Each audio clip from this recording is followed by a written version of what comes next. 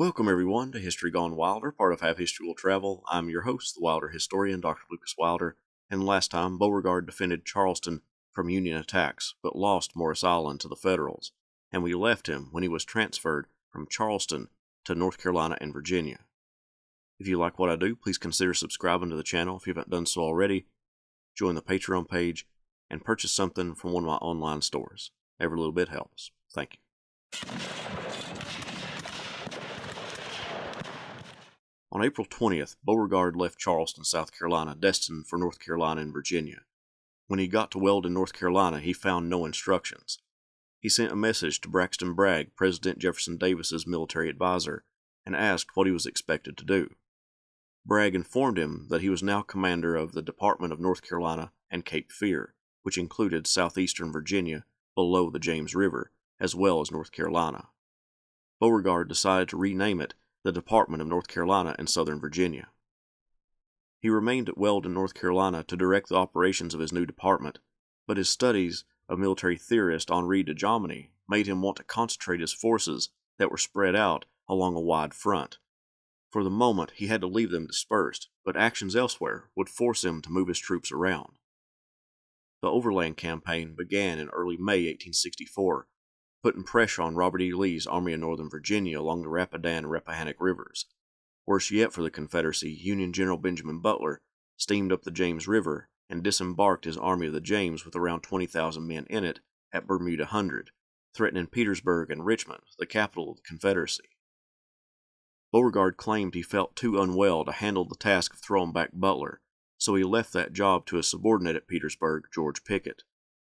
Pickett possessed few troops to meet the Army of the James, but from Weldon, Beauregard began sending troops to Pickett, who miraculously held off the advance of a much larger enemy force. When Butler made an advance toward Drury's Bluff, Beauregard leisurely made his way to Petersburg and then to the threatened location, finally relieving Pickett of commanding the operations against Butler. Even as Beauregard was trying to operate against a major enemy, he reverted to his old habits of laying out grand strategy. Historian T. Harry Williams lays out Beauregard's fantastical plan. Lee was to fall back toward the Richmond defenses and send Beauregard 10,000 men. 5,000 additional troops from the capital garrison were to join Beauregard. With these reinforcements, Beauregard would attack Butler's right flank, while another Confederate force under William Whiting moved up from Petersburg to hit his right rear. The assault would separate Butler from his base at Bermuda and force him back on the James, where he could be destroyed. Beauregard expected this result to be accomplished by the 15th. Then he would cross the James and attack Grant on his left flank, while Lee struck from the front. Grant would be destroyed and the road to Washington would be open. An aide took this plan to Richmond, where he met with Braxton Bragg instead of Davis because the president was ill. Bragg came to Drury's Bluff to discuss the huge plan. Bragg raised a lot of objections, especially the logistics of moving Lee's army to Richmond in the face of Grant and giving up all that territory to the Union. Beauregard pleaded with Bragg, saying, "Bragg, circumstances have thrown the fate of the Confederacy in your hands and mine. Let us play our parts boldly, fearlessly. Issue those orders, and I'll carry them out to the best of my ability. I'll guarantee success." Bragg was not persuaded, and departed. Davis then came to see Beauregard and objected to the plan for the same reasons. Davis pointed out that Beauregard, with his now concentrated force, possessed enough troops to defeat Butler on his own, and if he did, Beauregard could send more troops to help Lee against Grant. Beauregard planned the Battle of Drury's Bluff, but like his grand strategy plans, logistics and other factors failed to make it into his plans, which resulted in mistimed attacks and lost opportunities. Although it was ultimately a Confederate victory because Butler withdrew from the field and abandoned his attempt to capture Richmond, many thought it could have been a more thorough victory by disabling the Army of the James. Nevertheless, it did one very important thing. It kept Butler corked up on Bermuda Hundred, being opposed by Beauregard's force in the trenches of the Howlett Line. Lee saw the reality of the situation. Beauregard's victory would allow the Creole to send more troops to defeat Grant. Lee contacted Beauregard personally, asking for more troops, but Beauregard said the War Department would have to order him to do so, but he would be happy to do so if they did.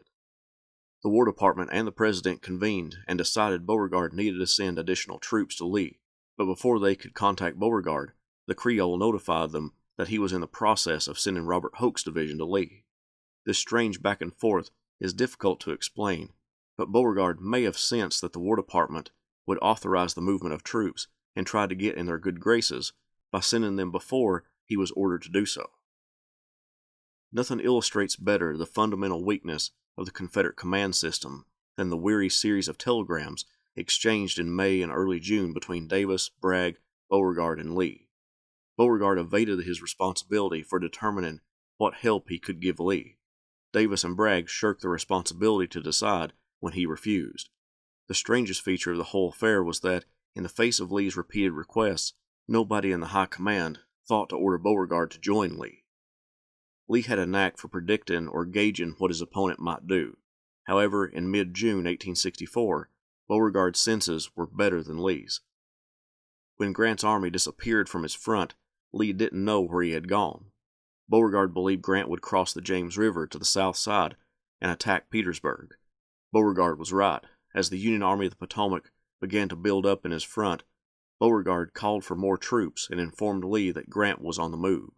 Lee refused to believe that Grant had crossed the James River and believed Beauregard was mistaken, only being confronted by Butler's Army of the James.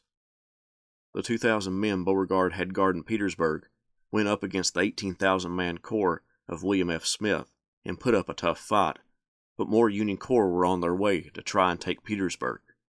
Finally, Beauregard flatly told Lee that he was going to abandon the Howlett Line in favor of saving Petersburg, and for Lee to send troops to occupy the Howlett Line. Not entirely convinced, Lee split his force, taking some across the James and left some on the north side. Finally, when more intelligence came in, Lee reinforced Beauregard with large amounts of troops from his army. There was miscommunication by Beauregard during this period, but not all of it was entirely his fault. Add in that Lee wasn't convinced of Grant's movement, and it nearly resulted in the capture of Petersburg in June 1864. Beauregard had no need to exaggerate his role in the campaign, and his defense of Petersburg was glory enough. Again, he demonstrated that in a crisis he was a fine combat officer. He might be theatrical and theoretical before a fight, but when he went in, he went hard. Seldom in war has a general contended successfully so long against such odds. It was his best battle of the war. Beauregard's close proximity to the Davis administration and Lee made for an uncomfortable situation for the Creole. The administration leveled accusations at him, and one made Beauregard livid. Bragg accused him of disobeying orders by keeping a regiment of men in North Carolina that was to be sent north to Petersburg and Richmond. When the War Department reprimanded him, Beauregard asked for a court of inquiry to settle the issue, but Lee stepped in and calmed the tensions. Beauregard liked Lee, but the two full generals being so close in proximity to one another reduced Beauregard to being a corps commander, subject to Lee's authority. It was an uncomfortable situation. Lee advised Beauregard to inspect Wilmington, North Carolina, and Charleston, South Carolina. As he went on his journey, news shocked the Confederacy that Atlanta had fallen to William T. Sherman. Numerous politicians called for the removal of John Bell Hood, the commander of the Army of Tennessee, which guarded Atlanta. Many expected Beauregard to succeed the Army commander, but Davis had another idea. Instead of putting Beauregard in charge of an army, he would give Beauregard the command of a new department, the Department of the West, which ran from Georgia to the Mississippi River, and included all of, or parts of, 5 states. In a meeting with Beauregard, Davis outlined his proposal and the new position. Davis emphasized that Beauregard was to act as an advisor, but not take command of an army.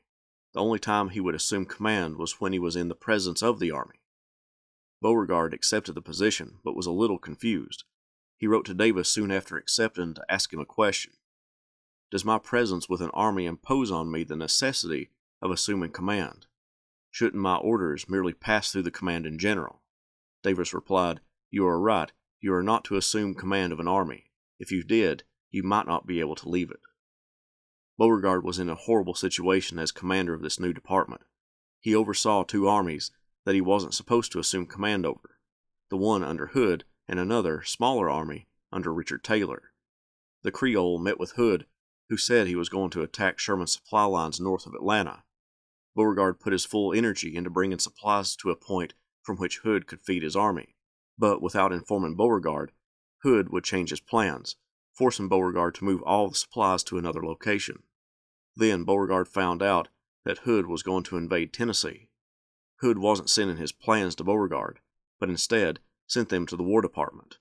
Evidently, Hood saw Beauregard as more of a figurehead rather than an actual authority.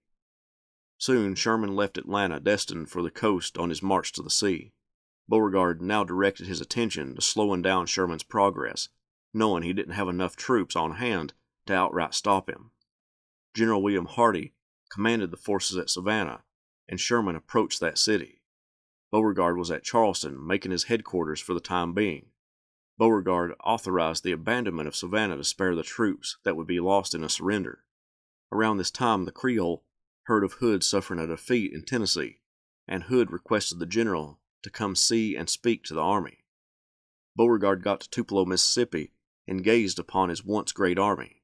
He sought authorization from the War Department to remove Hood if he felt compelled to, but the request wasn't necessary. Hood asked to be relieved. Beauregard placed Taylor in command of the army for the time being. Beauregard then moved back to the coast, hoping to salvage something in South Carolina, but without an adequate force to oppose Sherman, he advised Hardee and other commanders to continue to fall back as Sherman approached, even if that meant abandoning Charleston. Hardee began getting contradictory statements. Davis told him to hold the city, that Beauregard could defeat Sherman in the field, and there would be no reason to abandon Charleston. Beauregard wrote to Hardee stating that he didn't have enough force to defend Columbia, let alone defeat Sherman. Beauregard went to Charleston to order its evacuation. The telegrams from Davis to Hardee angered Beauregard, who felt that Davis had no idea what was happening in the field. Sherman had confused many commanders by moving his large force through the enemy country with no base of supply, living off the land. Beauregard would soon be replaced as commander of the forces opposing Sherman, this time by Joseph E. Johnston.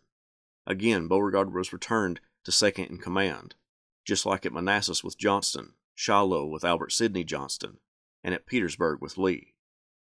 As Johnston directed troop movements, Beauregard worked feverishly to try to supply the troops the best he could, but in a meeting in North Carolina between Beauregard, Johnston, Davis, and the Secretary of War John C. Breckinridge, Johnston stated and Beauregard agreed that they needed to seek peace terms with Sherman and the Union.